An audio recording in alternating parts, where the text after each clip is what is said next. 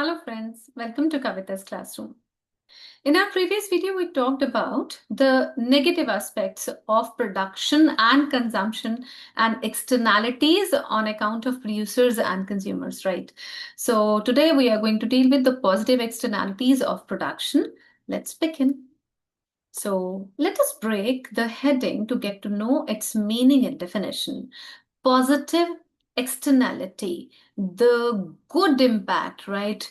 And externality means the impact on the external party, means the third party who is not at all related with that production process, right? So it is on the third party and it is in due course of the production. So we see these are the benefits to the third party as a result of the action of producers. Please stay informed, as I told you before also. Whenever we are talking about the production aspect, we will show it diagrammatically by showing the impact on the supply curve, and demand curve remains the same, unaffected, right? So the impact would be shown on the cost and the supply curve. How do we exemplify the same? We know that some actions are positive for the society done by the producers. How are they positive? How the positive effect trickles down to the society? Let us see. For example, organic farming. Organic farming is good for the human beings who are the direct recipients of the services, the goods, right? And at the same time, it's sustainable also. It's good for our environment also. The development of infrastructure by one firm would always help the nearby firms to avail that, benefit. The research and development by one organization would always help the others in the same line because they would be copying that technology at a far less investment and the cost, right? The trainings provided by the organizations to their manpower would be benefiting them if that training at all is required at their personal front. For example, if such trainings relate to the first aid, the fire management, the disaster management, and if there is some need at their own home, so they are skilled enough to deal with the same. So that's the benefit which is taken up by that employee, not at the office or at the organization, but at home. So it's the benefit because he is now skilled, right? So these benefits are the third party, means here the society, the other producers who are there, and the private benefits of the people. Right. So what are we talking about? We're talking about the positive effects of the producers. Producers are doing their production part for the money making, right? But here the positive impact is trickling down to the other parties who are not associated with the production process. Okay. Now, what is the condition? Here, the condition is the social cost is lesser than the private cost. It means society is getting benefited.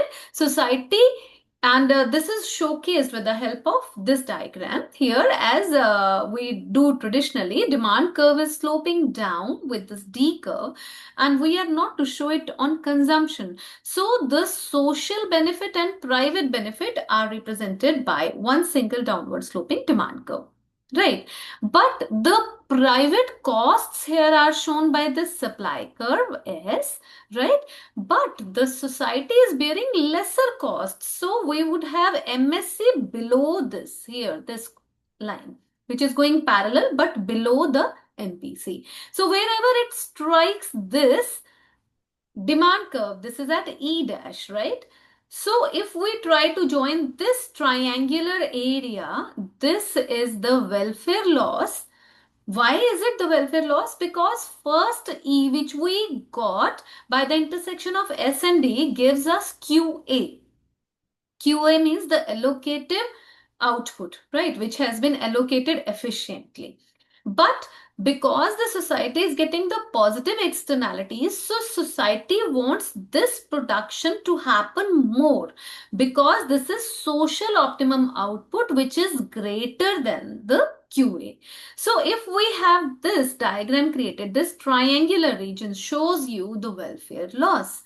Why is it showing the welfare loss? Because see, at this E is showcasing the marginal private cost, and the below E dash, this is a K point. K is showcasing the marginal social cost. So there is a gap. The social cost is lesser and the private cost is more. So this gap is welfare loss, and the society wants this to be created, produced, and consumed more.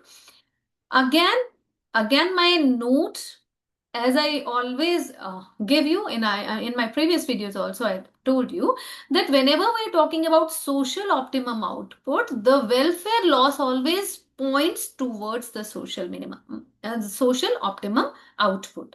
So this is it. Welfare loss pointing towards the social output level. So is there any solution to this? Yes, because society wants this to be made more. So government should intervene. There is intervention by the government required. How? It should provide subsidies to such an extent that the society then produces the quantity which is socially optimal. Right. So with this discussion, we found that wrong allocation of resources is happening. QA is allocated whereas QSO is required. Less production and consumption of goods is happening as compared to the social optimum output. And the information failure or information asymmetry is the reason. Information failure means the information, the correct information, the information related to the benefits of the production and consumption is not reaching. Right. And information asymmetry means it's not reaching appropriately. Means the in-depth knowledge, the correct details are not being shared with the producers. Hence, this is underproduced and hence underconsumed. I hope the things are clear to you. Thanks for watching. Have a blissful day. Bye-bye. See ya.